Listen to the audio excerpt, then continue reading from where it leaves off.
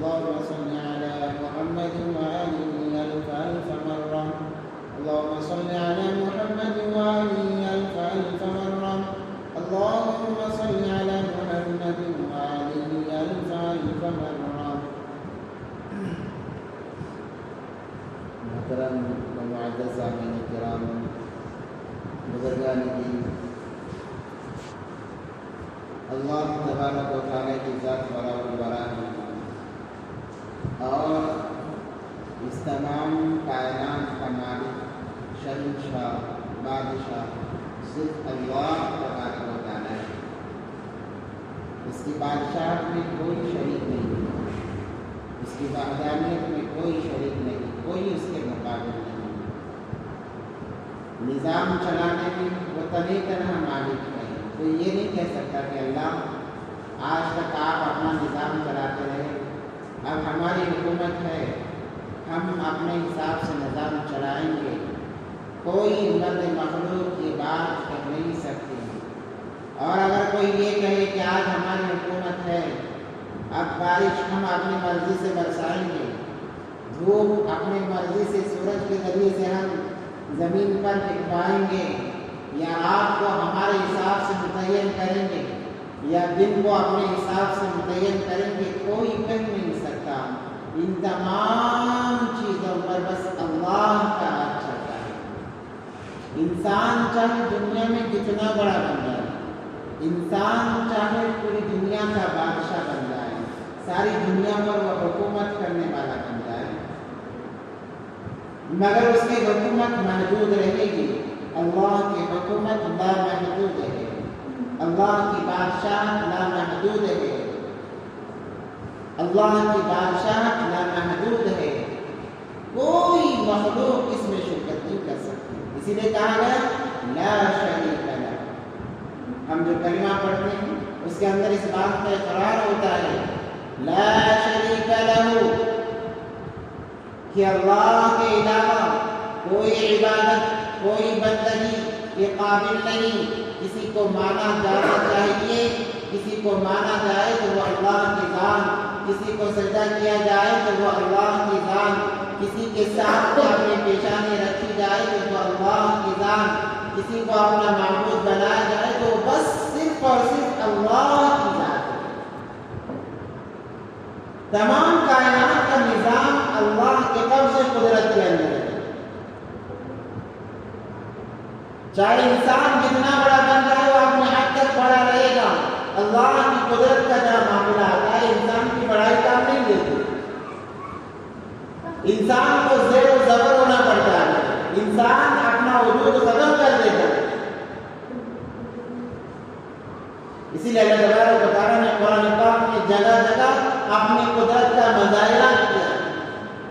افلا ينظرون الى الابل كيف خلقت والى السماء كيف رفعت والى الجبال كيف نصبت۔ انسانوں تکبر میں زندگی گزار رہے ہو نا، دیکھو میری قدرت کو دیکھنا چاہتے ہو، زمین کو دیکھتے نہیں کہ میں نے کیسے بچھا رکھا ہے پانی کے اوپر، پہاڑوں کو دیکھتے نہیں کہ میں نے میل کی طرح کیسے ان پہاڑوں کو گاڑ رکھا ہے۔ میری قدرت دیکھنا چاہتے ہو، اونٹ کو دیکھو، اس کے اندر میری قدرت نمایاں نظر آ رہی ہے۔ وَإِلَى الْأَرْضِ كَيْفَ سُطِحَتْ، زمین کو دیکھو، آسمان کو دیکھو، تہ کے ساتھ آسمان میں نے لگا دیے، کوئی ستون نہیں، کوئی سہارا نہیں، بغیر سہارے کے ساتھ آسمان کھڑے ہوئے ہیں۔ کیا اب بھی تمہیں میری قدرت نظر نہیں آتی؟ تو اپنے آپ پر غور کرو کہ میں نے تمہاری خلقت کیسے کی ہے۔ تمہارا جب کوئی نام و نشان نہیں تھا، تمہارا جب کوئی وجود نہیں تھا، میں تھا تمہیں بنانے والا۔ تمہارا وجود بنانے والا میں تھا، تمہارا نقشہ بنانے والا میں تھا، تمہیں انسان بنانے والا میں تھا، تمہیں مرد بنانے والا میں تھا، تمہیں عورت بنانے والا میں تھا، تمہیں باپ بنانے والا میں تھا، تمہیں بیٹا بنانے والا میں تھا، تمہیں دادا پردادا نانا پرنانا بنانے والا میں تھا، تمہیں ماں بنانے والا میں تھا، تمہیں بیٹی بنانے والا میں تھا، تمہیں دادی پردادی نانی پرنانی یہ رشتوں سے جوڑنے والا میں تھا۔ کوئی ہے جو میرے علاوہ تمہیں ان رشتوں سے جوڑ کر بتائے، جسے میں نے کچھ ترجمے کہا الہ مع اللہ، اللہ سوال کرتے کوئی ہے تو رشتوں کو جوڑ کر بتائے، کوئی ہے تو ایک پانی کے قطرے سے انسان کا وجود بنا کر دیتا۔ ہم نے اللہ کو پہچان نہیں ہے، جس کی وجہ سے بغاوت ہے۔ انسان جب اللہ کو پہچان لیتا ہے، بغاوت چھوڑ دیتا ہے، انسان اللہ کا گرویدہ بن جاتا ہے، اللہ کا عاشق بن جاتا ہے، اور اللہ کی چاہت بھی یہی ہے کہ میرا بندہ میرا بن کر زندگی گزارے، میرا بندہ میرا بن کر زندگی گزارے۔ اللہ کو کچھ نہیں چاہیے، نہ ہمارا مال، نہ ہمارے ہیرے جواہرات، نہ سونا چاندی، نہ ہماری پراپرٹی، نہ ہمارے بنگلے، نہ ہماری گاڑیاں۔ اللہ تو یہ چاہتے ہیں کہ میرا بندہ مجھ سے محبت کرنے والا ہے۔ يحبونهم كحب الله والذين آمنوا أشد حبا لله۔ اللہ کی چاہت یہی ہے۔ قسم اللہ کی انسان اللہ کو پہچان لے، کبھی بغاوت نہیں کر سکتا، کبھی دنیا کا نعرہ نہیں لگا سکتا، وہ بس اللہ اللہ اللہ اللہ کرتا رہے گا۔ ہم نے تمام چیزوں کو جانا، اولاد کو جانا، اولاد کے خاطر راتیں قربان کرنا آسان، نیند قربان کرنا آسان، کاروبار کی اہمیت کو جانا، کاروبار کے لیے اپنے آپ کو تھکانا آسان، اپنے آپ کو اس پر لٹانا آسان، نہیں جانا تو بس اللہ کو نہیں جانا۔ اس لیے بھائی کچھ وقت نکال کر مسجد آؤ تو کہتے ہیں بھائی کام ہے، وہ ذات جس نے ہمارا کچھ وجود نہیں تھا، ہم تمام کے تمام ذرات میں بکھرے ہوئے تھے۔ انسان جو ہے وہ ذرات میں بکھرا ہوا ایک ذرہ ہے، جسے اگر دیکھنا بھی ہو تو دوربین سے دیکھا جائے، یا سورج کی پہلی کرنیں جب پڑتی ہے زمین پر، اس کرنوں کی وجہ سے اس کے اندر ذرات نظر آتے ہیں۔ انسان کی حقیقت اتنی ہے کہ انسان کو ذرات، اللہ تبارک و تعالیٰ نے رحم کی نظر اس پر ڈالی تو اس کو دانے کی شکل دی، پھر اس کو زمین میں گاڑ دیا، پھر اس سے پودا ہوگا، اس کے اندر پھول لگے، اس پھول میں پھل لگے، اس پھل کے اندر اللہ نے رس ڈالا، مٹھاس ڈالی، انسان اس کو کھاتا ہے یا کوئی جانور کھاتا ہے، جس کی وجہ سے انسان اگر جانور کھا لے ان کا دودھ استعمال کر کے وہ ذرہ منتقل ہوتا ہے، یا انسان پھل کھا لے تو اللہ تبارک و تعالیٰ اس پھل کے رس کو خون کے اندر تبدیل کرتے ہیں، پھر اس خون کو منی کے اندر تبدیل کرتے ہیں، پھر اس منی کو مرد کے پشت کے اندر، پیٹ کے اندر رکھتے ہیں، اور نکاح کا پاک رشتہ جوڑ کر اس منی کے قطرے کو عورت کے مادر رحم میں پہنچاتے ہیں، 40 دن تک اس کی حفاظت کرتے ہیں، تب جا کر نطفہ قرار پاتا ہے، تب جا کر اللہ تبارک و تعالیٰ اسے انسانی شکل میں 9 مہینے تک ڈالتے ہیں۔ انسان کا کیا وجود تھا؟ کوئی وجود نہیں تھا۔ یہ اللہ کا کرم ہوا کہ اللہ تبارک و تعالیٰ نے ایک ناپاک منی کے قطرے سے اتنا بہترین انسان پیدا کیا کہ جو بھی دیکھتا کہتا ہے کہ ماشاءاللہ بہت اچھا ہے۔ یہ اللہ کا فضل ہے۔ اسی لیے اللہ فرماتے ہیں جب انسان نافرمانی کرتا ہے، اللہ فرماتے ہیں میرے بندے میرے بارے میں تجھے کس نے دھوکے میں ڈال رکھا ہے؟ تیرا پروردگار تو میں ہوں، تیرا پالنہار تو میں ہوں، تجھے کھلانے والا تو میں ہوں، تجھے پلانے والا میں ہوں، سلانے مارنے والا میں ہوں، جلانے والا میں ہوں، میرے بارے میں کس نے دھوکے میں ڈال رکھا ہے؟ یا ایھا الانسان، اے انسانوں، ما غرک، تمہیں کس نے برباد دھوکے میں ڈال رکھا ہے، بربادی کی طرف تمہیں راہ بتا دی ہے؟ ما غرک بربک الکریم، میرے بارے میں، تمہارا رب تو میں تھا، میرے بارے میں غلط فہمی کس نے ڈالی ہے؟ ما غرک بربک الکریم، میرے بارے میں تمہارے دلوں میں، تمہارے خیالوں میں کس نے غلط فہمی ڈالی ہے؟ الذی، حالانکہ خلقک فسواک فعدلک، میں نے تمہیں اپنے ہاتھوں سے بنایا ہے، میں نے تمہیں بنایا ہے، کہ میرے بارے میں تمہیں کس نے غلط بات تمہارے دلوں میں ڈال دی ہے؟ الذی خلقک فسواک فعدلک، اگلا جملہ فرمایا فی ای صورت ما شاء رکبک، تم جیسا چاہتے تھے ویسا میں نے تمہیں بنا بھیجا ہے۔ ایک ہوتا ہے اپنا انداز اور ایک ہوتا ہے سامنے والے کا انداز. اللہ نے انسان کو اپنے انداز سے نہیں سامنے والے کے انداز سے بنایا ہے کہ مجھے کس صورت کی ضرورت تھی, کس چہرے میں میرا جسم جچتا تھا, کس صورت میں میری آنکھیں مجھ پر جچتی, کس صورت میں میرا سر مجھ پر جچتا. اللہ نے میری چاہت کے مطابق بنایا. بِأَيِّ صُورَةٍ مَا شَاءَ رَكَّبَكَ. تجھے میرے بارے میں کس نے دھوکے میں ڈال رکھا ہے؟ ان خرافات سے اپنے آپ کو نکل ہے انسان, اور تو میرا بن جا, میں تیرا بن جاؤں گا. من وجدتنی وجدتک کل شیء. جو انسان مجھے پا لیتا ہے, قسم اللہ کی ادا فرماتے ہیں, وہ تمام دنیا کو پا لیتا ہے. تو اللہ تبارک و تعالیٰ نے ایک نظام بنایا دنیا کے چلانے کے لیے, اور کہا انسان اس نظام کا تو بھی ایک حصہ ہے, اس نظام کا تو بھی ایک حصہ ہے. اسی لیے اللہ تبارک و تعالیٰ نے انسان کو اشرف المخلوقات کہا ہے. یوں ہی یہ نام نہیں دیا گیا ہے.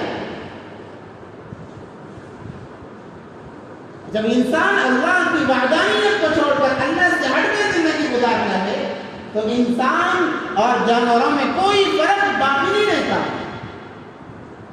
یا یوں کہا جائے کہ انسان جانور سے بھی بدتر بن جاتا ہے, کیونکہ جانور ہر وقت, میں نے غسل میں بتا دیا کہ جانور ہر وقت اللہ کی وحدانیت, اللہ کی تسبیح, اللہ کی تعریف بیان اپنے انداز میں بیان کرتے رہتے ہیں.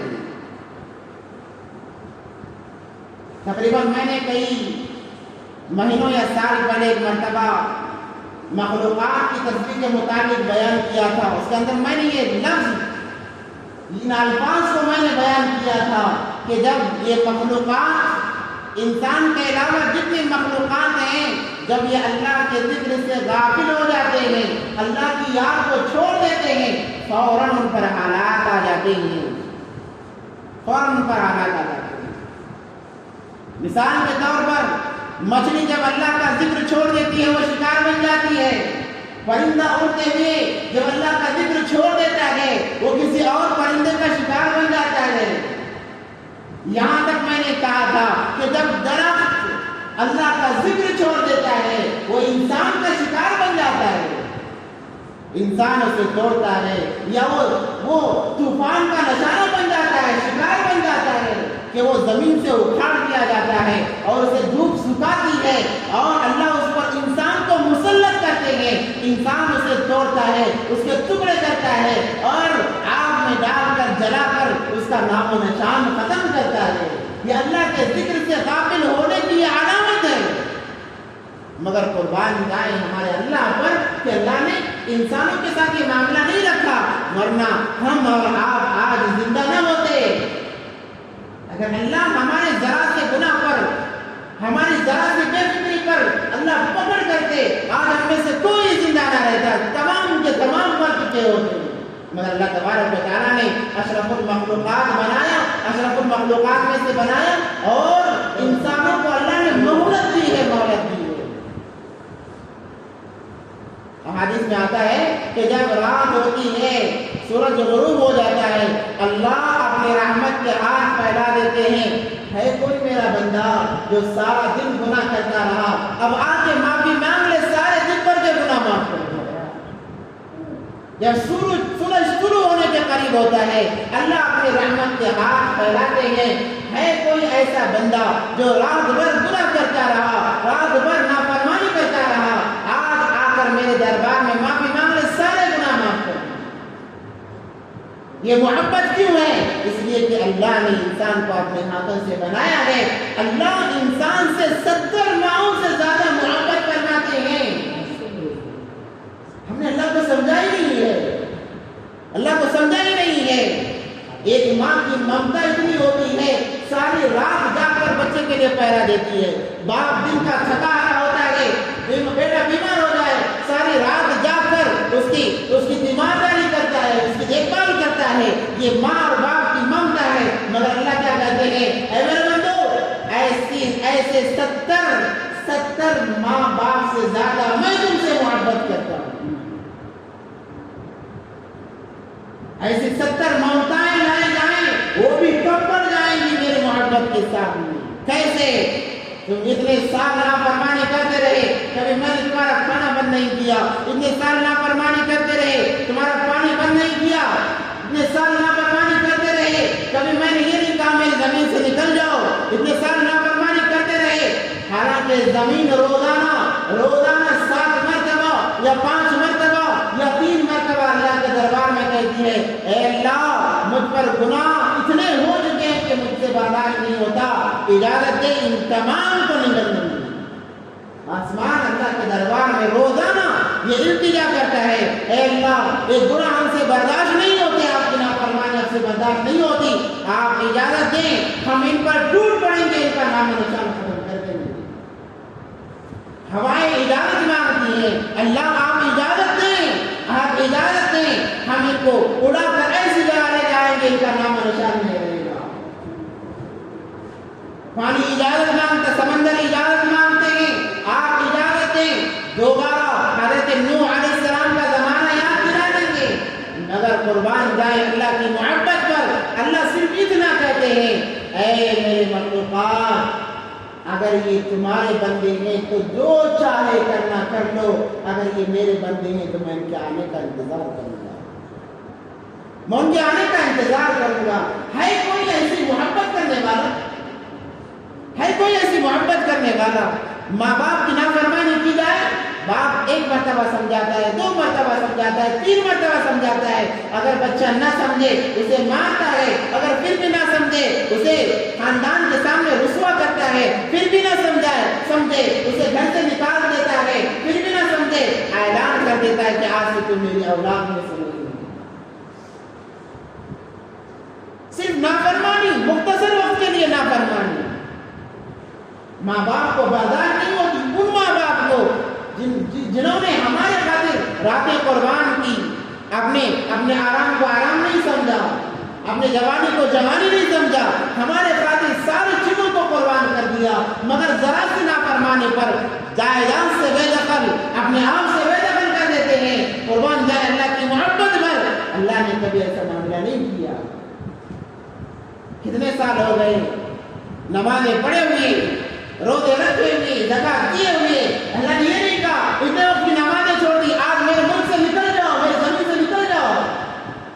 اللہ نے اسی نظام کو باقی رکھا, اور روزانہ کہتے ہیں ہے کوئی معافی مانگنے والا, میں معاف کرنے کے لیے بیٹھا ہوں, آ جاؤ اور معافی مانگو مجھ سے, میں تمہیں معاف کر دوں گا. اس لیے کہتے ہیں حدیث میں آتا ہے انسان موت سے 1 سیکنڈ پہلے بھی اگر معافی مانگ لے اللہ سے, موت سے 1 سیکنڈ پہلے بھی اگر معافی مانگ لے, یا اللہ تو معاف کر دے, اللہ کہتے ہیں میرا بندہ آیا ہے, موت سے رسوا نہیں کرتا, اللہ معاف فرما دیتے ہیں, اللہ معاف فرما دیتے ہیں. ایک انسان تھا 70 سال اس نے بت کے سامنے بیٹھ کر کہا یا صنم یا صنم یا صنم یا صنم یا صنم, یہی رٹ لگائی, اٹھتے بیٹھتے چلتے پھرتے یا صنم کی رٹ لگائی, اپنے معبود کی رٹ لگائی, مگر رات کا کچھ حصہ گزرا, وہ نیند کے خمار میں یا صنم کے بجائے یا سمد کہہ لیا. اللہ نے ولایت کا تاج اسے پہنا دیا کہ تو میرا ولی ہے. فرشتوں نے کہا اللہ معاملہ کیا ہے, 70 سال یہ نافرمانی کرتا رہا, یا صنم پکارتا رہا, اللہ نیند کے خمار سے اس نے یا سمد کہا ہے, آپ نے ولایت کا تاج پہنا دیا. اللہ نے کہا نیند کے خمار بھی میں صحیح, مگر میرا نام تو لیا ہے, میرا نام تو لیا ہے. یہ محبت ہے اللہ کی بندوں کے ساتھ میں, اور بندہ دنیا سے دل لگا بیٹھا ہے, بندہ دنیا سے دل لگا بیٹھا ہے. جو دنیا چھوٹنے والی, ختم ہونے والی ہے, مٹنے والی ہے, کروڑوں یہی بڑھ جائیں گے, کروڑوں یہی بڑھ جائیں گے, لاکھوں یہی رہ جائیں گے, ہمیں بس جانا تنا جانا پڑے گا وہ اعمال کے ساتھ میں. اس دنیا کے لیے اس اللہ کو انسان بھلا بیٹھا ہے. تو بھائی اللہ کو سمجھنے کی ضرورت ہے, اللہ کی محبت کو سمجھنے کی ضرورت ہے. جب تک انسان اللہ کی محبت کو نہیں سمجھے گا کامیاب ہو نہیں سکتا, کامیاب ہو نہیں سکتا. جب اللہ کی محبت کو سمجھ لے, اللہ اس کی دنیا بھی بنا دیں گے, اللہ اس کی آخرت بھی بنا دیں گے. اصل مسئلہ تو آخرت کا ہے.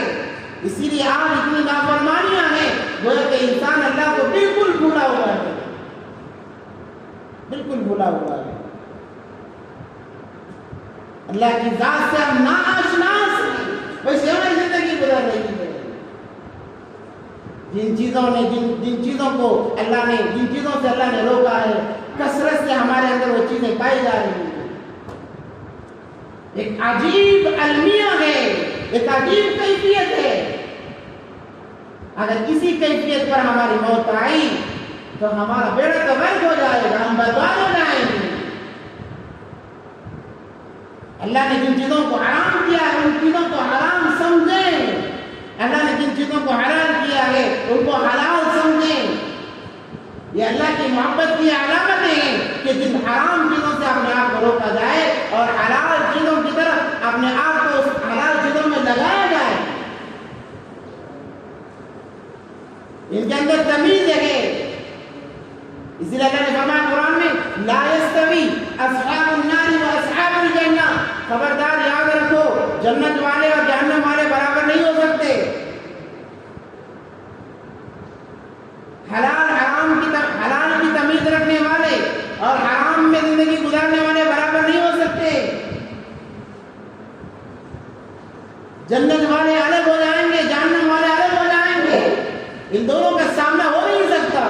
لا يستوي اصحاب النار واصحاب الجنہ، اصحاب الجنۃ هم الفائزون. جنت والے جو ہیں وہ دنیا میں بھی اعلیٰ مقام پر ہیں، آخرت کے اندر بھی اعلیٰ مقام پر ہیں.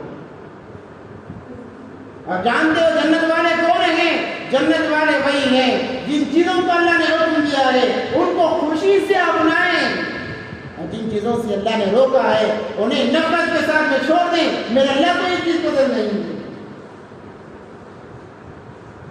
اس لیے علماء فرماتے ہیں کہ روزانہ ہر مسلمان پر یہ لازم ہے کہ وہ صبح کرتے ہوئے یہ ارادہ کرے، یہ نیت کرے، یا اللہ آج جتنے بھی کام ہوں گے یا اللہ میں تیری رضا کے لیے وہ کام کروں گا. جتنے بھی خیر کے کام ہوں گے تیری رضا کے لیے کروں گا. ان خرافات کو اپنی زندگیوں سے نکالنے کی ضرورت ہے. آج ہم بے دینی کی طرف دوڑتے چلے جا رہے ہیں، چل نہیں رہے ہیں بلکہ ہماری بے دینی کی طرف ہم دوڑ لگا رہے ہیں، دوڑتے لے جا رہے ہیں. بے حیائی ہمارے اندر عام ہو گئی ہے. اللہ کا خوف دلوں سے بالکل نکل چکا ہے. اس لیے میں نے جو شروع میں جو میں نے آیت پڑھی، یا ایھا الذین آمنوا اتقوا اللہ وقولوا قولا سدیدا یصلح لکم اعمالکم. اے انسانوں اپنے اعمال کو سدھارو. یصلح لکم اعمالکم، اور اللہ سے استغفار کرتے رہو. وَيَغْفِرْ لَكُمْ ذُنُوبَكُمْ، اللہ سے استغفار کرتے رہو. جب انسان دین سے دور ہو جاتا ہے، دین سے دور ہو کر جب انسان زندگی گزارتا ہے، ہر بڑا برا عمل اس کے لیے آسان ہو جاتا ہے. اور جو دیندار ہے ذرا سا گناہ ہو جائے اسے چین قرار نہیں آتا کہ میں نے اللہ کو ناراض نہیں کیا. آج حالات اتنے سخت ہیں، ایک تو ہمارا ایمان اتنا کمزور ہے کہ آذان پر ہمیں مسجد تک نہیں لاتا. ہمارا ایمان اتنا کمزور ہے اور اوپر سے ایمان کو چھیننے کی بے انتہا کوششیں کی جا رہی ہیں. ایسے حالات میں، ایسے ماحول میں اپنے آپ کو ایمان پر باقی رکھنا، اپنے آپ کو ایماندار بنائے رکھنا یہ بہت بڑی بات ہے. نبی پاک صلی اللہ علیہ وسلم نے فرمایا قیامت کی نشانیوں میں سے کہ ایک وقت ایسا آئے گا کہ انسان صبح میں ایمان والا بن کر نکلے گا، شام کو لوٹتے لوٹتے اس کا ایمان نکل چکا ہوگا اور اسے پتہ بھی نہیں ہوگا، وہ اپنے آپ کو مسلمان سمجھ رہا ہے.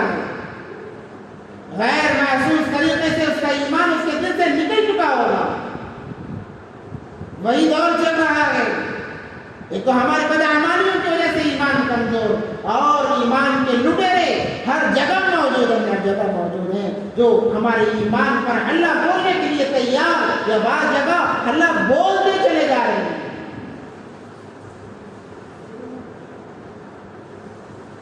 ہمارے گھروں سے دین نکل چکا ہے بالکل. ہمارے گھروں میں دینداری نہیں ہے، بس نام کی دینداری ہے. اللہ سے دوری، دین سے دوری. یہ دینداری کے نہ ہونے کی وجہ سے سب سے پہلے اپنے زندگی کے اندر دینداری کو لائیں، اپنے گھروں کو دیندار بنائیں۔ آج ہمارے گھر دیندار نہیں ہیں، مرد گھروں میں ہیں، نماز کی کوئی فکر نہیں، اور عورتوں کے دلوں میں یہ بات گزرتی بھی نہیں کہ ہم کام پر نمازیں پڑھ سکتے۔ عورتیں کبھی یہ سوچتی بھی نہیں ہے کہ ہمیں بھی نماز پڑھنا ہے۔ جب یہ عالم رہے گا تو بتاؤ گھر کے اندر سکون کہاں سے آئے گا؟ عورتیں یہ سوچتی ہیں ہمارا کام یہ ہے کہ ہمارا بیاہ ہو گیا، ہم شوہر کے پاس چلے گئے، شوہر کی خوشی ہمارے زندگی کا مقصد ہے، بس اللہ راضی ہو یا نہ ہو ہمیں اس سے کوئی مطلب نہیں، کوئی فرق نہیں۔ تو میں ان ماؤں سے کہوں گا جو میری آواز سن رہی ہوں کہ اپنی زندگی کا مقصد صرف شوہر کی رضامندی نہ بنائیں، اللہ کی رضامندی کو اپنے شوہر کی رضامندی کے ساتھ جوڑ دیں، تب آپ کی زندگی سنورے گی، آخرت سنورے گی۔ ہر ایک کو مرنا ہے، اللہ کے پاس جانا ہے، اور یہ بہانہ نہ ہوگا کہ میں اپنے شوہر کی خدمت کرتی ہوئی مجھے نماز کا ٹائم نہیں ملا، میں اپنے بچوں کی خدمت کرتی مجھے نماز کا وقت نہیں ملا، یہ کوئی بہانہ چلنے والا نہیں ہے۔ تو اپنے گھروں کو دیندار بنائیں، اپنے گھروں کے اندر دینداری کو لائیں، یہ انسان کی زندگی کا اصل مقصد ہے۔ یہ چیز نہ ہونے کی وجہ سے آج ہماری بہنیں، ہزاروں بہنیں وہ ایمان چھوڑ کر غیروں کے مذہب میں داخل ہو گئی۔ بڑے افسوس کی بات ہے، ایک فرقہ تو اس محنت میں لگا ہوا ہے کہ مسلم لڑکیوں کو، مسلمان لڑکیوں کو ان کے ایمان کو چھینا جائے، ان کو ایمان سے نکالا جائے، اس کوشش میں لگا ہوا ہے۔ ساتھ دینے والے ہم ہی ہیں کہ ہم نے اپنے گھروں کو دیندار نہیں بنایا، اپنے اولاد کو ہم نے دیندار نہیں بنایا، جس کی وجہ سے ہماری اولاد ہمارے ہاتھوں سے نکلتی چلی جا رہی ہے۔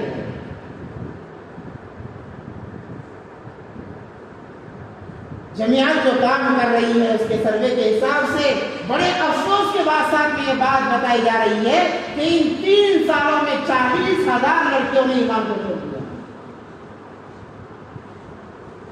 40,000 کی تعداد یہ کوئی معمولی تعداد نہیں ہے۔ 40,000 لڑکیوں نے ایمان کو خیر بات کر کے غیر مذہب کو اپنایا۔ اس کی وجہ کیا ہے کہ گھر دیندار نہیں ہے، ماں باپ کے اندر دینداری کا ماحول نہیں ہے، اور سب سے بڑی وجہ یہی ہے کہ ہم نے نکاح کو بالکل مشکل بنا رکھا ہے۔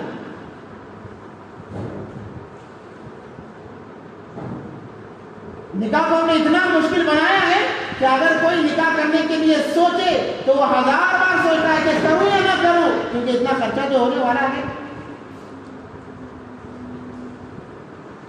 انسان سوچنے پر مجبور ہو گیا ہے، جس کی وجہ سے نکاح مشکل ہو گیا، زنا عام ہو گیا، آسان ہو گیا۔ نکاح جتنا مشکل ہے زنا کہیں زیادہ آسان ہے۔ نکاح کے لیے انسان کو سوچنا پڑتا ہے، زنا کے لیے سوچنے کی ضرورت نہیں ہے، زنا کے لیے سوچنے کی، محنت کرنے کی ضرورت ہی نہیں ہے،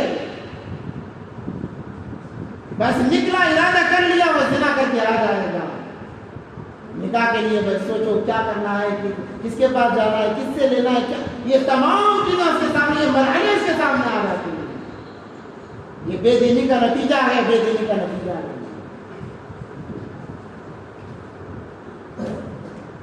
اگر ایسی بے دینی رہی تو ہماری اولادیں تباہ و برباد ہو جائیں گی۔ اس لیے اس کو روکنا ہے، ہمیں اور آپ کو ہی روکنا ہے، روکنے والا کوئی دوسرا نہیں آئے گا۔ ہمارے گھر میں اگر آگ لگی ہے اس کو بجھانا ہماری ذمہ داری ہے۔ ہم کہیں میں پڑوس والے آ کر اس کو بجھائیں، یہ ناممکنات میں سے ہیں، ناممکنات میں سے ہیں۔ اپنے گھروں کے ماحول کے ساتھ میں اپنے بچوں کی دینداری کی فکر کریں، اپنے بچوں کی دینداری، انسان اپنے اولاد کی دینداری کی فکر اسی وقت میں کرے گا جب خود کے اندر دینداری ہوگی، اور جب خود کے اندر دینداری نہیں تو اولاد کی دینداری کی کیا فکر کرے گا؟ وہ اولاد کی دینداری کی فکر نہیں کر سکتا۔ اس لیے خدا را اپنے حال پر رحم کریں، اپنی زندگیوں پر رحم کریں، مر کے اللہ کے پاس جواب دینا ہے۔ جب کوئی مرد یا عورت زنا کرتے ہیں ان کا وبال انہیں تک محدود نہیں رہتا، ان کا وبال ان کے خاندان سمیت سارے محلے پر آتا ہے۔ کیوں؟ یہ چاہتے تو اس کو روک سکتے تھے، انہوں نے روکا نہیں، جس کی وجہ سے یہ بھی اس وعید میں شمار ہو جاتے ہیں۔ ایک بنی اسرائیل کا واقعہ ہے، اللہ تبارک و تعالیٰ نے ایک قوم پر عذاب بھیجنا چاہا۔ اللہ نے جبرائیل سے کہا، بخاری شریف کی حدیث ہے، جبرائیل سے کہا جاؤ فلاں بستی کو الٹ دو، یعنی جو زمین پر ہے وہ تمام کا تمام زمین کے نیچے چلے جائے، ایسا الٹ دو۔ جبرائیل علیہ السلام آ کر دیکھے، جب اس بستی کو الٹنے لگے دیکھا کہ وہاں پر اللہ کا محبوب بندہ بیٹھا ہوا ہے اور اللہ اللہ اللہ اللہ رٹ لگائے ہوئے ہیں۔ جبرائیل علیہ السلام نے کہا اللہ میں اس بستی کو الٹ دیتا، مگر تیرا بندہ ایک محبوب بندہ ایسا بندہ ہے جس نے پلک جھپکنے کے برابر بھی تیری نافرمانی نہیں کی ہے، یا اللہ اس بستی کو کیسے الٹوں؟ تو اللہ تبارک تعالیٰ نے کہا جبرائیل جاؤ اور اسی کے گھر سے شروع کرو، اسی کے گھر سے شروع کرو۔ پوچھا گیا کیوں؟ اللہ نے کہا تو بس اپنی فکر میں لگا ہوا ہے، محلے کی اسے فکر نہیں ہے، تو جاؤ اسی سے شروع کرو۔ تو یہ خرافات ہیں، تو اگر ہمارے گھر میں آگ لگی ہے تو ہمیں ہی اسے سب سے پہلے آگے بڑھ کر بجانا ہے۔ اگر ہم یہ سوچیں کہ پڑوس والے آ کر بجائیں تو یہ ناممکنات میں سے ہے۔ اس لیے میں ہمیشہ جب نکاح کی بات آتی ہے میں کہتا ہوں نکاح کو آسان بنائیں اور نکاح کو عام کریں۔ ایک تو آسان بنانا ہے اور دوسرا عام کرنا ہے۔ اس سے کیا ہوگا کہ گھروں کے اندر کی بے حیائیاں ختم ہو جائیں گی۔ بے حیائی انسان کو اللہ کی یاد سے غافل کرتی ہے، یاد رکھیں۔ جب انسان بے حیا بنتا ہے وہ اللہ کی یاد سے غافل ہو جاتا ہے اور نافرمانی میں بڑھتا چلا جاتا ہے۔ اس بات کو اپنے ذہنوں سے نکالیں کہ نکاح مشکل ہے، اتنا مشکل نہیں ہے۔ نکاح تو بہت آسان ہے، ہم لوگوں نے اسے مشکل بنایا ہوا ہے، ہم نے مشکل بنایا ہے، ورنہ نکاح تو اتنا آسان ہے۔ میں ہمیشہ حضرت عبدالرحمن بن عوف رضی اللہ عنہ کا واقعہ بیان کرتا ہوں۔ اتنے بڑے مالدار، کروڑ پتی صاحب، ہزاروں کا ان کے پاس مال نہیں بلکہ کروڑوں کا ان کے پاس مال تھا۔ ملک شام جو مدینہ منورہ سے کئی میل، 100 میل دور ہے، ان کا ایک اونٹ ملک شام میں ہوتا تو دوسرا مدینے میں ہوتا، وہ بھی مال تجارت سے بھرا ہوا۔ اتنے بڑے مالدار صحابی، جب ان کا نکاح ہوا 3 دن نظر نہیں آئے، چوتھے دن نظر آئے۔ نبی پاک صلی اللہ علیہ وسلم نے پوچھا عبدالرحمن کیا بات ہے تم نہیں دکھائی دیے 3 دن تک، اور تمہارے جبے پر نشان کہتے ہیں زعفران اس وقت میں استعمال ہوا تھا؟ تو کہا کہ اللہ کے نبی 2 دن پہلے میرا نکاح ہوا تھا، تو میں نے سوچا کہ کچھ وقت اپنے گھر والے کے ساتھ گزاروں، اس لیے میں نظر نہیں آیا۔ تو نبی پاک صلی اللہ علیہ وسلم ناراض نہیں ہوئے بلکہ دعائیں دی کہ اللہ برکت دے، اللہ برکت دے۔ نبی پاک صلی اللہ علیہ وسلم نے فرمایا یا عبدالرحمن اولم ولو بشاۃ، اے عبدالرحمن ولیمہ کر لو، اگر ایک چھوٹا بکری کا بچہ ہی کیوں نہ ذبح کرو، ولیمہ کر لو۔ 2 جہان کے سرتاج موجود ہیں، اگر چاہتے تو نبی کے ہاتھوں سے نکاح پڑھوا لیتے، اور اگر چاہتے پورے حجاز والوں کو، پورے مدینے والوں کو دعوت کرتے۔ آج کل کے لوگ جو دعوت کے چکر میں نکاح کی تاخیر کرتے ہیں، بڑا اپنے اوپر ظلم کرتے ہیں، یہ ظلم کرتے ہیں۔ نکاح یہ دعوت کرنا، عالیشان دعوتیں کرنا یہ فرض نہیں ہے، یہ نکاح کے لیے معنی نہیں رکھتی ہے۔ نکاح کے لیے بس ایجاب و قبول فرض ہے۔ 2 لوگ، 2-4 لوگ، 2 گواہ، ایک وکیل جمع ہو گئے، لڑکے نے کہا کہ میں نے نکاح کر لیا، لڑکی نے کہا کہ میں نے قبول کر لیا، نکاح ہو گیا۔ ارے خطبہ پڑھنا تو مسنون ہے، سنت ہے خطبہ پڑھنا، مگر ہم نے اس چیز کو اتنا اپنے نظروں کے سامنے اونچا کیا کہ اب نکاح کرنے کے لیے ہر کوئی سوچ رہا ہے کہ وہ کیا کیا جائے، اتنا خرچہ ہوگا۔ یہی وجہ ہے کہ آج نکاح کے لیے تاخیر نکلتی جا رہی ہے، تاخیر ہوتی چلی جا رہی ہے، اور ہماری اولادیں ہمارے ہاتھوں سے نکلتی چلی جا رہی ہے۔ نبی پاک صلی اللہ علیہ وسلم نے فرمایا، حضرت عبداللہ بن عباس رضی اللہ تعالیٰ عنہ اس کے راوی کہنے لگے، یا معاشر الشباب، اے نوجوانوں کی جماعت، اے نوجوانوں، نکاح کرو اگر تمہارے اندر استطاعت ہے، من استطاع منکم الباء، اگر تمہارے اندر قوت باء ہے، استطاعت ہے مالی اعتبار سے، جسمانی اعتبار سے، تو کہا کہ پہلا کام نکاح کرو۔ امام بیہقی رحمۃ اللہ علیہ نے اپنی کتاب میں لکھا ہے، اذا تزوج العبد استکمل نصف الایمان۔ بیہقی نے اس کو روایت کیا ہے کہ جب بندہ نکاح کرتا ہے گویا اس نے اپنے آدھے ایمان کو مکمل کر لیا ہے، اپنے آدھے ایمان کو مکمل کر لیا ہے۔ تو کہنے کا مقصد یہی ہے کہ جو بے حیائی کا علاج ہے وہ نکاح سے دور ہوگا، اور نکاح آسان بنائیں، نکاح کو آسان بنائیں۔ نبی پاک صلی اللہ علیہ وسلم کا فرمان، 3 چیزوں میں تاخیر نہ کرو، ہر چیز تاخیر نہ کرو۔ جب جنازہ تیار ہو جائے دفنا دو، تاخیر نہ کرو۔ اگر بھلا انسان ہے تو بھلائی کی طرف جلدی کرو، اگر برا انسان ہے تو اس کی برائی اپنے سر کیوں لیتے ہو؟ جنازہ جب تیار ہو جائے دفنا دو۔ نکاح کے لیے کوئی معقول رشتہ آ جائے، نکاح پڑھا دو، نکاح کر دو، اس کے اندر تاخیر نہ کریں۔ اس کے اندر تاخیر کرنا گویا اولاد کو زنا کی طرف متوجہ کرنا ہے، اولاد کو زنا کی طرف متوجہ کرنا ہے۔ ہمارے اندر یہ خرابی ہے کہ ہم اپنے اولاد کو 50 سال میں بچہ ہی سمجھتے ہیں۔ ماں باپ کی عادت ہوتی ہے کہ ماں باپ کے سامنے بچہ مرنے تک بچہ ہی ہوتا ہے، مگر وہ شریعت کی نظر میں بچہ نہیں رہتا۔ جیسے ہی عورت یا مرد بالغ ہو جائیں وہ بڑے بن گئے، تمام شرعی احکام ان پر لاگو ہیں، تو ان کے نکاح کی فکر کی جائے۔ اگر ہم ان کے نکاح کی فکر نہیں کریں گے، جس کی وجہ سے وہ خرافات میں پڑ جائیں گے، وہ جتنا گناہ کریں گے قسم اللہ کی ماں باپ کو بھی برابر کا گناہ ملتا رہے گا، ماں باپ کو بھی گناہ ملتا رہے گا۔ اور اپنے اولاد کو مخلوط اگر ہم تعلیم دلا رہے ہیں تو مخلوط تعلیم سے، یعنی ملی جلی تعلیم سے اپنی اولاد کو بچا۔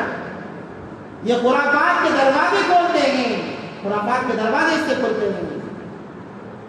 اور بعض لوگ اپنے گھر کی عورتوں کو کام کے لیے بھیجتے ہیں کہ بھئی کام نہیں کریں گے تو گزارا کیسے ہوگا؟ اللہ نے کہا روزی کی ذمہ داری مجھ پر ہے، اس کی فکر نہ کرو، مجھ پر اعتماد کرو، میں تمہیں بھی کھلانے والا ہوں، تم سے پہلوں کو بھی میں نے کھلایا ہے، تمہارے بعد والوں کو نہیں کھلایا۔ روزی کی فکر نہ کرو، اللہ دینے والے ہیں۔ کام کے بہانے سے اگر عورتیں گھر سے باہر نکلیں گی تو غیروں کی نظروں میں آ جائیں گی اور غیر اس کا فائدہ اٹھا لیتے ہیں۔ یہ تحقیق کی بات بتا رہا ہوں کہ ایک فرقہ اس کام میں لگا ہوا ہے کہ کیسے مسلمان لڑکیوں کی عزتوں کے ساتھ کھیلا جائے، اور اس پر انہیں معاوضہ بھی دیا جا رہا ہے، انہیں پیسے بھی دیے جا رہے ہیں گمراہ کرنے کے لیے، اس لڑکیوں کی عزتوں کے ساتھ کھیلنے کے لیے انہیں پیسے دیے جا رہے ہیں، اور ہم بے فکر ہو کر مست کر رہے ہیں۔ ہم کہتے ہیں کہ میری بیٹی پر مجھے اعتماد ہے، اعتماد اپنی جگہ ہے، ہونا بھی چاہیے، باپ کو اولاد پر اعتماد ہونا چاہیے، اتنا زیادہ بھی اعتماد نہ ہو کہ وہ گمراہی کی طرف چلی جائے، اس کی نگرانی ہم پر فرض ہے۔ اسی لیے اللہ کے نبی پاک صلی اللہ علیہ وسلم نے فرمایا جس کے گھر لڑکی پیدا ہو جائے اس کی صحیح تعلیم و تربیت کرے اور نکاح جلدی نکاح کر کے دے دے، اس پر جنت واجب ہو جاتی ہے، اس پر جنت واجب ہو جاتی ہے۔ اور اس بھائی کے لیے بشارت ہے جس کے ماں باپ نہیں، بہن ہے، اس بہن کا خرچہ اٹھائے اور اس کو نکاح کر کے دے دے، کہا کہ اس کے لیے جنت واجب ہے۔ تمام چیزوں کا حل یہی ہے کہ ہم سب سے پہلے دین کی اہمیت کو، دین کو سمجھیں، گھروں کے اندر سے خرافات نکالیں، اور خرافات کی ایجاد عورتوں سے ہوتی ہے، اسی لیے میں اپنی ماؤں سے بہنوں سے کہتا ہوں کہ خرافات کو اپنے گھروں میں جنم نہ دیں. ایک وبا پھیلی ہوئی ہے بے حیائی کی، یہ ہماری عزتوں کو بہا کر لے جائے گی، ہمیں پتہ بھی نہیں چلے گا، ہمیں پتہ بھی نہیں چلے گا. اس کے لیے دین سے آشناس کرانا ضروری ہے، دین کا سمجھانا بہت زیادہ ضروری ہے. جب دین سمجھا دیا جائے گا تو یہ ہماری نسلیں برباد ہونے سے بچ جائیں گی، ورنہ ہماری نسلوں کو برباد ہونے سے کوئی بچا نہیں سکتا. اس لیے عہد و ارادہ کریں کہ سب سے پہلے اپنے گھروں سے بے حیائی کو نکالیں گے، کہ ہمارے گھروں میں بے حیائی باقی نہ رہے. تو اس کے لیے ایک کام ضرور کرنا پڑے گا کہ نکاح کو عام کریں اور نکاح کو سادہ بنائیں. جہیز گھوڑے جوڑے کے چکر میں اپنی اولاد کی زندگیاں برباد نہ کریں. اور نوجوانوں سے کہتا ہوں خدا کے لیے کسی کے گھر جا کر جوڑے گھوڑے کا مطالبہ نہ کریں. یہ غیروں کی رسم و رواج ہیں، یہ غیروں کے طور طریقے ہیں کہ وہ کسی پرائے گھر جا کر اپنے زندگی کے گزر بسر کے لیے سامان مانگتے ہیں. گھر میں عورت کا آنا یہ رحمت ہے اللہ کی طرف سے، اللہ کی طرف سے رحمت ہے. چاہے وہ عورت بیٹی بن کر آئے یا بہو بن کر آئے، یہ اللہ کی طرف سے رحمت ہے. لڑکا نعمت ہے، لڑکی رحمت ہے. سوال ہمیشہ نعمت کا ہوتا ہے، رحمت کا کوئی سوال نہیں. اللہ مرنے کے بعد یا کبھی بھی رحمت کے متعلق سوال ہی نہیں کریں گے. سوال ہوگا تو نعمت کا، اور لڑکا نعمت ہے، لڑکا ہے تو سوال ہوگا اس کی پرورش صحیح طریقے سے کی یا نہیں کی ہے. تو سوال ہوگا میں نے اولاد کی نوجوان لڑکا دیا، اس کے دین کی کیا فکر کی، اللہ سوال کریں گے کیونکہ نعمت ہے. اور لڑکی رحمت ہے، سوال نہیں کیا جائے گا. نبی پاک نے صلی اللہ علیہ وسلم نے بشارت سنا دی، تعلیم تربیت دلا دو اور نکاح کر کے دے دو جنت واجب ہو جائے. جو عورت آتی ہے گھر کو تو اللہ کی رحمت لے کر آتی ہے، تو اس کے لیے سوچنے کی کیا ضرورت، مانگنے کی کیا ضرورت ہے، مانگ کر اپنے آپ کو ذلیل کرنے کی کیا ضرورت ہے. اللہ نے جوانی دی ہے، ہم کما سکتے ہیں، ہم کھلا سکتے ہیں. اللہ پر اعتماد رکھیں، اللہ راستے کھول دیں گے. اور یہ بے حیائی ختم، اسی طریقے سے بے حیائی کو ختم کیا جا سکتا ہے کہ بے حیائی ختم کرنے کا واحد علاج یہی ہے کہ نکاح کو آسان بنایا جائے اور اپنے عورتوں کے، اپنے گھر کی لڑکیوں کی نگرانی کی جائے. ماحول بہت زیادہ خراب ہے، اسی لیے ممبر سے یہ بات علی الاعلان کی جا رہی ہے، ہر ممبر سے. علماء متفقین ہیں کہ کیسے ان کو روکا جائے، کیسے اپنے بچیوں کے ایمان کی حفاظت کی جائے. ہماری عورتوں کے ایمان کے ساتھ کھلواڑ کیا جا رہا ہے، ان کی عزتوں کے ساتھ کھلواڑ کیا جا رہا ہے. اگر ہم نے نکاح کو آسان نہیں کیا اور عام نہیں کیا تو یہ وبا چلتے چلتے ہمارے گھروں میں بھی گھس جائے گی. محلے میں کسی گھر میں آگ لگی ہے، اگر ہم نے اس آگ کو بجھانے کی فکر نہیں کی، وہ دھیرے دھیرے دھیرے دھیرے وہ آگ ہمارے گھر تک بھی پہنچے گی، یہاں تک کہ ہمارا گھر بھی جل کر ختم ہو جائے گا. اور میں ان ماں باپ سے بھی کہتا ہوں جو کہتے ہیں اپنے اولاد کی شکایتیں لے کر آتے ہیں کہ بیٹا بات نہیں مانتا، میں کہتا ہوں کہ نکاح کرا دو. جو اولاد تمہاری بات نہیں مانتی ان کا نکاح کرا دو. ایک ذمہ داری عائد ہوگی جس کی وجہ سے وہ آوارہ گردی چھوڑ دے گا. نکاح ایک ایسا معتمد کی شان عمل ہے کہ اچھی اچھی برائیاں اس سے ختم ہو جاتی ہیں، اچھی اچھی برائیاں ختم ہو جاتی ہیں، یعنی بڑی بڑی برائیاں ختم ہو جاتی ہیں. علاج یہی ہے. اور ان طریقوں کو جس طریقے کو نبی پاک صلی اللہ علیہ وسلم نے بتایا ہے، ہم ان طریقوں کو نہیں اپنائیں گے، ہماری زندگی سازگار نہیں بنے گی، ہماری زندگی میں دین باقی نہیں رہے گا. اس لیے نبی پاک صلی اللہ علیہ وسلم کے جو طریقے ہیں وہ سب سے اعلیٰ اور عمدہ طریقے ہیں. اور بعض خرابیوں کے اندر یہ خرابی یہ بھی ہے کہ ہم کہتے ہیں کہ بھائی عمر کا تقاضا ہوتا ہے کہ بھائی عمر دیکھی جائے، فلاں چیز دیکھی جائے، اچھی بات ہے، دیکھنا بھی چاہیے، مگر اس کے اندر غلو نہ کیا جائے، غلو نہ کیا جائے۔ اور اس کا حل بھی نبی پاک صلی اللہ علیہ وسلم نے بتا دیا کہ نبی پاک صلی اللہ علیہ وسلم کی عمر صرف 25 سال ہے اور نکاح ہو رہا ہے ایک بیوہ سے جن کی عمر 40 سال اور وہ بھی 2 مردوں کی نکاح میں رہ کر آ چکی ہیں۔ نبی پاک صلی اللہ علیہ وسلم جیسے خوبصورت نوجوان 25 سال کی عمر ہے مگر نکاح ہو رہا ہے 40 سال کی عورت سے، وہ بھی بیوہ اور جن کے 2 بچے ہیں، 2 شوہروں کے نکاح میں رہ کر آ چکی ہیں۔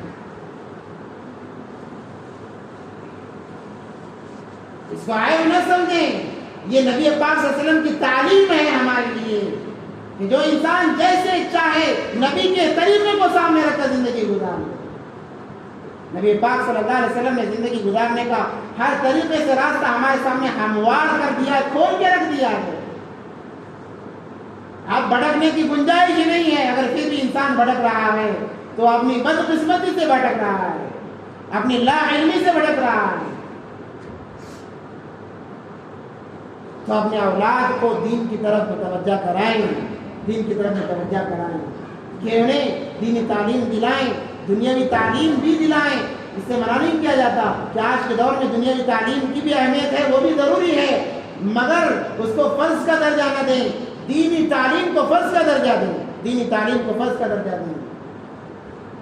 ڈاکٹری، انجینئرنگ، جتنے بھی یہ فنون ہیں، جتنی بھی یہ تعلیم یعنی ڈگریاں ہیں، موت پر ختم ہو جائیں گے، دری کے درے رہ جائیں گے، مگر دینی تعلیم جو دینی فنون ہیں وہ موت کے بعد سے شروع ہوتے ہیں۔ دنیاوی تعلیم بھی ضروری ہے مگر ایک اس کی حد محدود ہے، اس حد سے تجاوز نہ کریں، مگر دینی تعلیم کی کوئی حد مقرر نہیں ہے۔ آج ہمارے اندر یہ بات ہمارے زندگیوں سے نکلتی چلی جا رہی ہے کہ ہم اپنے بچوں کو دین کی طرف آراستہ ہو پیراستہ کریں۔ ایسا نہ ہو کہ کہیں یہ آگ بے دینی کی آگ ہماری نسلوں کو برباد کر دیں۔ اس لیے الحمدللہ مسجد کے اوپر کے حصے میں مستورات کی تعلیم کا نظام سالوں سے بنایا گیا ہے، چل رہا ہے، عمر کی کوئی قید نہیں اور دینی تعلیم کے لیے آپ سے پیسہ بھی نہیں مانگا جا رہا ہے۔ عجیب لوگ ہیں، دنیا کے لیے لاکھوں روپے لٹانے کے لیے تیار ہیں، دین کے لیے بھائی پیسہ بھی نہ دو، صرف تعلیم حاصل کرنے کے لیے آ جاؤ تب بھی تیار نہیں ہو رہے۔ یہ خرافات کے دروازے کھولنے کی علامت ہے، اس لیے برائے مہربانی بڑی عمر کی عورتوں کے لیے 11 بجے سے الحمدللہ نظام ہے، 2 بجے تک تعلیم انہیں دلائی جائے گی، قرآن و حدیث سمجھایا جائے گا، گھر کے ماحول کو کیسے بنایا جاتا ہے وہ انہیں سمجھایا جائے گا۔ تو 11 بجے سے بڑی عمر کی عورتیں جتنی بھی چاہے عمر ہو، عمر کی کوئی قید نہیں ہے۔ اور 3 بجے سے جو نوجوان لڑکیاں ہیں جو کالج وغیرہ میں تعلیم حاصل کر رہی ہیں ان کے لیے 3 بجے سے نظام ہے 5 بجے تک کا، اس میں بھی کوئی فیس نہیں ہے، آ کر صرف سمجھ کر جانا ہے، پڑھ کر جانا ہے۔ اگر اس میں بھی لاپرواہی برتیں گے یہ اولاد بے دین ہو کر مرے گی اور گھر کے ذمہ دار کو اس کا جواب دینا پڑے گا۔ آخری بات کہہ کے اپنی بات ختم کرتا ہوں کہ مرنے کے بعد جو ذمہ دار ہے اللہ تمام ذمہ داروں کو بلائیں گے، اگرچہ کہ ایک مرد گھر ہی کا ذمہ دار کیوں نہ ہو، بلائیں گے اور کہیں گے تیرے ماں کے حق میں اتنے لوگ تھے، اتنے تیرے بچے تھے، اتنی بیٹیاں تھیں، تم نے ان کے ایمان کے لیے کیا فکر کی؟ تو ہمارے پاس کوئی جواب نہیں ہوگا۔ جب وہ جواب نہیں دے گا تو اسے منہ کے بل گھسیٹ کے جہنم میں ڈال دیا جائے گا۔ اس لیے خدا اپنے آپ پر رحم کریں، اپنے حال پر رحم کریں اور اپنی اولاد کی زندگیوں پر، یہ اولاد کل کو آ کر ہمارے گریبان پکڑیں گے، کہیں گے اللہ اس نے مجھے دیندار نہیں بنایا، میرے باپ نے مجھے دیندار نہیں بنایا، میری ماں نے مجھے دیندار نہیں بنایا۔ ہمارے پاس اس کے حل میں کوئی جواب نہیں ہوگا، اس لیے اللہ سے دعا کریں کہ اللہ تبارک و تعالیٰ ہم تمام کو ان باتوں پر عمل کی توفیق عطا فرمائے اور مرتے دم تک دین سے تعلق کے ساتھ زندگی گزارنے کے اللہ ہم تمام کو توفیق عطا فرمائے۔ وآخر دعوانا الحمدللہ رب العالمین۔